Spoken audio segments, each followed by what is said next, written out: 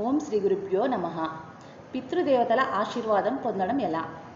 ఒక కుటుంబంలోని పెద్దలు మరణించినట్లయితే ఆ కుటుంబంలో మిగిలి ఉన్నటువంటి వ్యక్తులు వాళ్ళ పూర్వీకులు వాళ్ళ వంశంలో ఎలాంటి సాంప్రదాయాలు పద్ధతిలో పితృతర్పణాలను చేస్తారో అదే విధానాన్ని పాటిస్తూ మరణించిన వారి ఆత్మ శాంతించడానికి వాళ్ళు మరణించిన రోజు, తిథి, వారం, నక్షత్రం, నెల, సంవత్సరం ఇవన్నీ గుర్తుపెట్టుకొని చేయడం అనేది ఒక విధానం.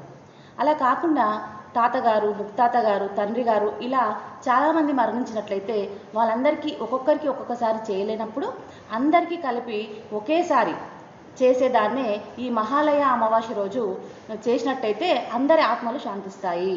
పితృదేవతలు శాంతించి మనకి మంచి ఆశీర్వాదాన్ని ఇస్తారు. కాబట్టి తప్పనిసరిగా గుర్తుపెట్టుకొని ఇది సాంప్రదాయంగా చేయవలసిన అంశము.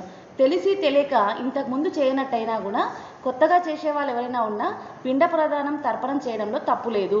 వాళ్ళ పేరు తలుసుకొని దానం చేయడం వల్ల పుణ్యగతులు కలుగుతాయి. ఆ ఆత్మలకి శాంతి, ఉత్తమ గతి లభిస్తుంది. కాబట్టి ఇది అందరూ ఆచరించవచ్చు. ఇందులో ఎలాంటి దోషం అనేది ఉండదు. సర్వే జనో సుఖినో భవంతు. ఓం శాంతి.